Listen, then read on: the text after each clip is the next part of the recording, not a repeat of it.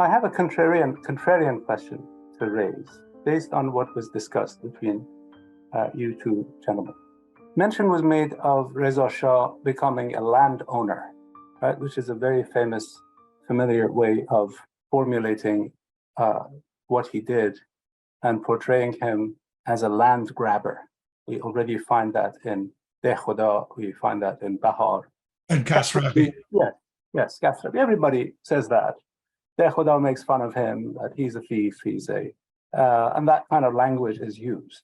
Is it acceptable to you, revered colleagues, gentlemen, historians, pioneering historians, to see this as an attempt on transforming, on confiscating lands from the aristocracy, from the landed aristocracy, from Farman Farma, from the Al-Akbaris, from the descendants of the conquerors of Tehran, and turning those lands into khalese lands, into royal lands, into government lands? To see this not as an individual land grab, but as a state operation of changing land ownership, land tenure. Does this seem acceptable? Am I clear in formulating my question? Because there's a lot of moralistic language in our history writing, right? He was a thief, he was this, he was that. But at the same time, Reza Shah was not taking the land with him. This was royal lands. This was a new dynasty. And he took lands from Farman Farma. Farman Farma was smart enough to give him the land, to gift him the land.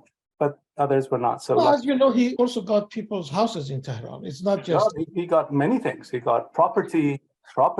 So this was a transfer of property, I think, may be compared, and I want to know what you think, with what happened after the Islamic Revolution with the banded Jim and Dal and the confiscations of property, which I consider to be the greatest transfer of wealth in Iranian history after the revolution. This confiscations, the Bunyad al-Mustazafan, and this kind of pillaging of private property. So what Reza Shah was doing, I thought, was taking private property from tribal magnates and landowners and turning it into royal land, what every king in his time, or many kings, used to do. That was common practice. How would you think about this? Am I totally headed in the wrong direction? No, I think you've pointed to actually something that actually the personal issue that actually was, I think, the Achilles heel for Reza Shah. Now, there are two problems. If he was just taking land from the aristocracy, there would be some sort of, you could say, well, this is a fight between, landlords. But I think Kasravi also points out that he often actually was smaller landlords. He put pressure and basically terrorized for them to sign over their small property, farming properties to him. So it wasn't just limited to the, but if it was interested in state building, then he could have easily transferred the land to the state, but he transferred it to his own family or personal property.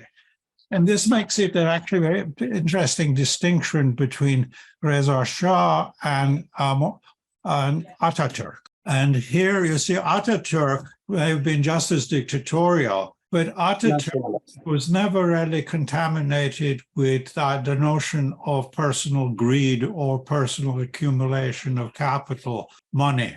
While Reza Shah, by doing it, making it personal, was then open for this idea that he's a dozed, he's a crook. And I think that became his Achilles heel. So for people like Kasravi, who admired Reza Shah for a lot of the things he did, he also, on the downside, was this personal side of it, accumulation of capital for him. And Reza Shah, actually, he sometimes thought it was funny because one of the last things he did on his way to leaving the country, he stayed with someone who had a nice home. He said, "Oh, I didn't know you had such a nice home. If I'd known it, I would have confiscated it from you." So it was just a sort of warped sense of humor. But I think it also sort of fitted into the notion that he was not a modernist. He was not someone of a modern type like Ataturk.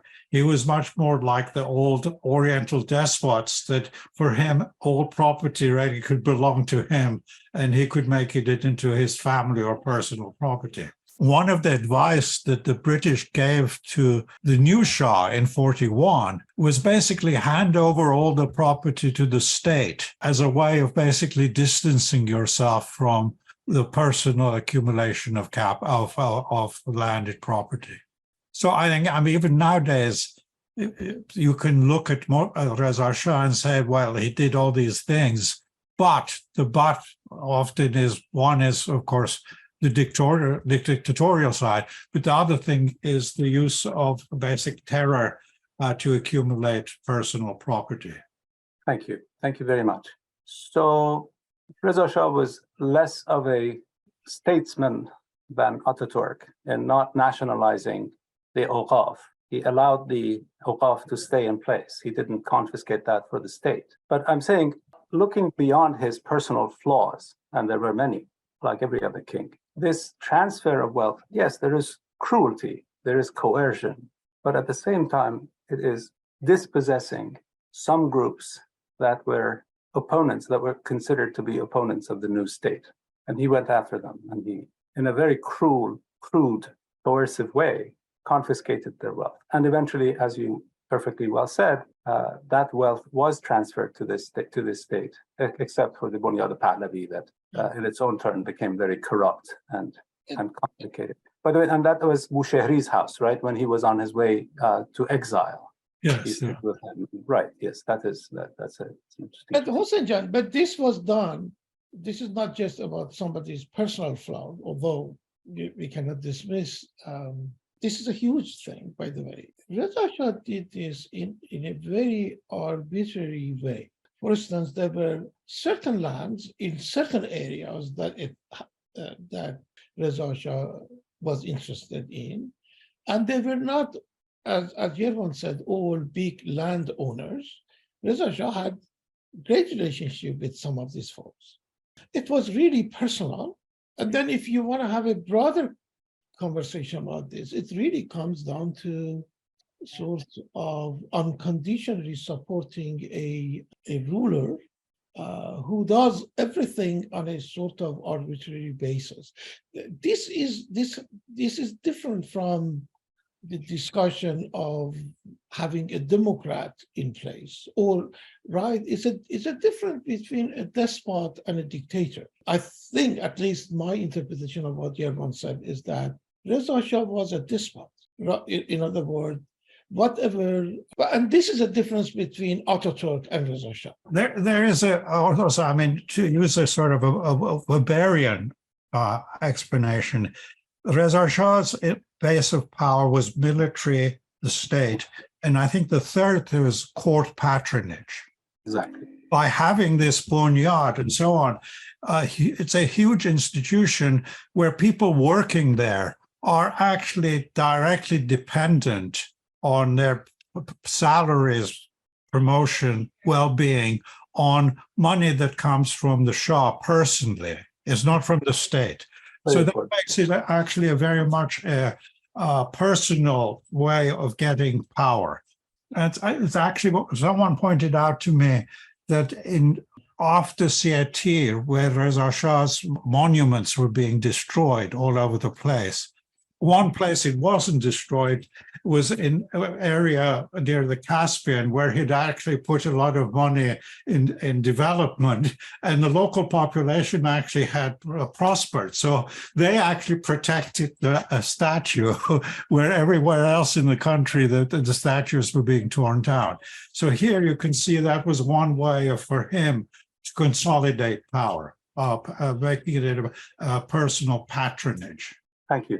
I really appreciate this structural view rather than a personal view, to see the court as an extension of the king's household, yes, which was practiced by the Habsburgs, practiced by the Tudors, practiced by the Stuarts, practiced in pre-modern world in general. So And also Velayat Faqih does this. that is exactly the point where I'm going. So it is a failure in political development to turn the state into an extension of the king's household, of the ruler's household, so he can do as he pleases. So I'm saying, rather than looking at it as a matter of personal imperfection, which is obviously there, I'm not an advocate of Reza Shah or any king or any ruler, any despot or dictator, but to see this structurally and to see how patronage changed. Now, Ataturk was not the king.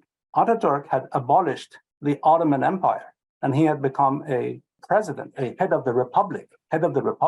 Reza Shah's attempt to do that was foiled by the clergy, who said, no, republicanism is for the heathens, is for the Soviets. We want a king. And we have that in Ha'iri's memoirs, who says Reza Khan came to his house in Qom, met with his father, met with two other major marjas. And they said, no, we want you to be king. We want you to be king, not, we don't want a republic. And then when I think, who is this ABC anchor who interviewed Mohammad Reza Shah before the revolution, and he said, Your Majesty, you're accused of stealing money for yourself. And the king said, do I steal from myself? It doesn't make any sense. I think this was exactly the idea that this country is my household. It is the extension of my household. And there is a political theory at work. It's not just that he was corrupt or something, but his understanding of patronage was that I give and you receive, whether it is Alam or anybody else. And then the transformation with the Islamic Republic is exactly what Khomeini had written to the Shah during the land reform. And he said, you are not entitled to do this. You should have asked me, and I would dispossess the landowners from their ownership. I could do it. You can't do it. And this is what he did with the state, made it his own personal property. This was why I asked the question. Yeah. Is this a viable way of looking at it? It is, but also it explains why I would say the intelligentsia especially basically were alienated from the Pahlavi system. Correct. Because even if it's not personal greed, it's the personalization of the state that basically then this reinforces the idea that these guys are not modern, they're Oriental despots. While someone like Ataturk, you may not like his politics, but he's a modern phenomena because he's doing it through the state. So I mean, fast forward to the present situation, Velayat Faqih, about proof that he is a sort of a traditionalist, doesn't fit into the modern world, is that basically he considers the state as a personal property. And that was my question. So one of the failures of the establishment of a modern state was this view that the state is an extension of my household. The way that Nasser-ed-Din Shah treated it, the way that Muhammad Ali Shah treated it. He wanted to steal the royal jewels. And Taqizadeh says, I talked to him and I said, no, leave this for your son. He said, it's mine. But remember, there is even today this discussion about these antique Persian rugs that nobody knows where. Excellent point. And also the national heritage that was pillaged and plundered during the 1980s and 1990s, because that is considered anfal. Anfal belongs to the ruler, and the ruler can give concessions to people to smuggle it outside the country, which is far more scandalous than what Reza Shah did or didn't do in terms of confiscation of land. But we don't hear about that because we don't problematize this concept of state as an extension, as belonging to the ruler. It's also, it also is the traditional view that people who work for the state basically are slaves of the king, and therefore their life and property also belongs to the ruler. Exactly. Thank you very much. So when Sepah Salar dies, Nasser-ed-Din Shah confiscates his estate. There's a very clear explanation of this in E'timad al-Saltaneh. And I have posed this question several times, kind of like a trick question. And how is it when Nasser-ed-Din Shah murdered Amir Kabir, none of the clergy accused him of murder? Because he owned that map. You don't prosecute a master for killing a slave. So this is very much part and parcel of Iranian theory of kingship, that the king giveth and the king taketh away. Yeah.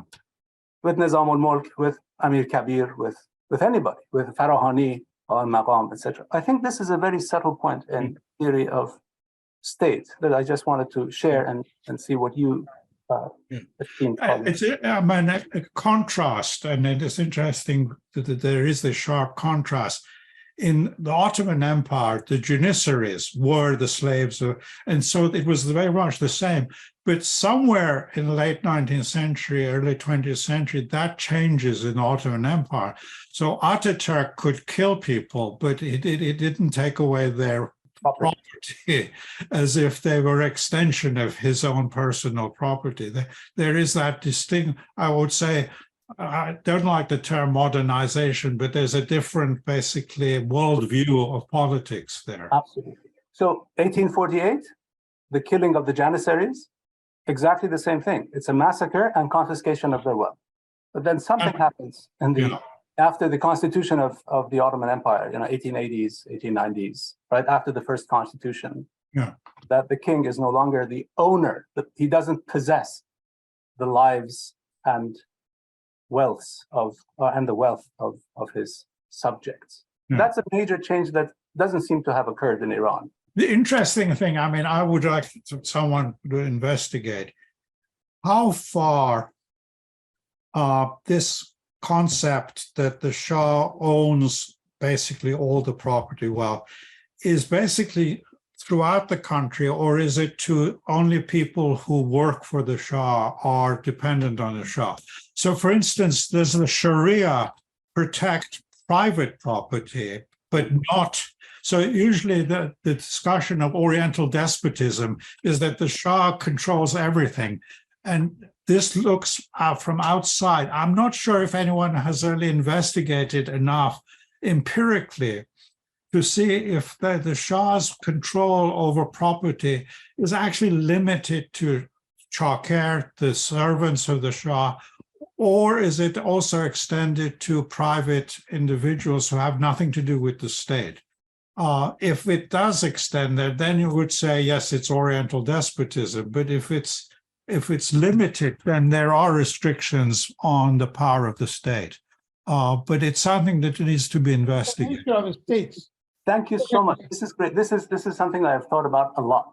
The short answer is that it varies from time to time, from dynasty to dynasty, from king to king. And there is a negotiation of power going on between, especially between what my advisor has called the patriciate, the patricians of these cities. And we have the height of this, we have the apogee of this in the 11th century, when basically the patricians have very little to do with the caliphate, but they make negotiations with the Amir who comes in. And they have developed this endowment, the awqaf. From Iran, we call it the awqaf. In North Africa, they call it hubus, right? Same idea of keeping the land and making sure that the king cannot interfere. But when dynasties change, kings could dispossess the patricians. And I've worked on this. So they dispossessed the patricians of Isfahan. The Seljuks, when they came, they dispossessed the local landowners, and they brought ruling families of their own from Central Asia. And we only read about this in the sources in terms of the religious affiliations. These are throughout the Hanafism, they brought in the Shafi'is. But there is in fact an infrastructure of land ownership that is reflected here. And the Sharia is a constant guard against the incursions and intrusions of the kings. It changes with the Mongols because the Mongols had no respect for the Sharia. Yeah. They came and totally changed the land ownership system. I have worked on this personally. My short answer is that it varies. If you ask Nizam al-Mulk, everything belongs to the king. But this is a normative position. This is not a descriptive position. It ought to belong to the king. Yeah.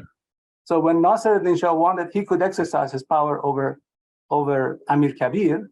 He could exercise his power over Sepah Salar, but he could do nothing with Mullah Ali Kari. Anyway, thank you very much. I won't talk anymore, but I got very excited about this. No, I mean, it actually goes back to something that Marx and Engels raised in the 1850s about whether private property, as seen in the West, you can under feudalism, existed in what they called Asiatic mode of production. And they were not sure about that. And I think the answer is what you give is complicated because it depends on the regime, the time and period. It's not that the concept of private property didn't exist. It's not. It's the various periods. It's not institutionalized, but the concept there is very much there in the Sharia. But it also, of course, changes historically or as the nature of state changes. For instance, there are a few very, very public cases that Muhammad Reza Shah was involved in. So one was when he decided to force Hamedanian, the wealthiest industrialist in Isfahan, to give up all of his everything that he owned. I actually know all the details because my father was a government official there and just has told me all the stories. But the short version of this is that Shah ordered Hamedanian to be arrested, put him in jail, and said, legally transfer everything you have and you will be free, and put pressure. So it happened actually legally. On paper, basically, he transferred everything to the state. And then Shah, in an interview with an American reporter, I don't remember which one, but you guys may, he said that I am a revolutionary. Why the leftists call themselves revolutionary? I just got rid of the wealthiest person in Iran. This was a reference to Hamedanian. But there is actually, I think, a subtle difference in the, let's say, traditional method. The Shah could do that because the guy was a servant of the slave of the Shah, okay, or so that his property line. In the modern phrase, the way that the Shah was trying to make it modern was saying, well, you have so much wealth, you must have got it through corruption. And therefore, I'm really penalizing you for being corrupt and therefore taking away your property. So that's trying to actually fit it into the modern sort of discourse of you ill-begotten goods. Where did you get your money from? You must have got it through. It's a sort of a modern discourse. Not so it's a legitimate discourse, but it's a modern way of trying to legitimize your own personal politics of trying to basically go after someone for often individual personal reason, not an ideological. The Shah wasn't interested in redistributing wealth or making a more equal society. He was basically after one person for some probably political purpose. Thank you so much, everyone. Thank you.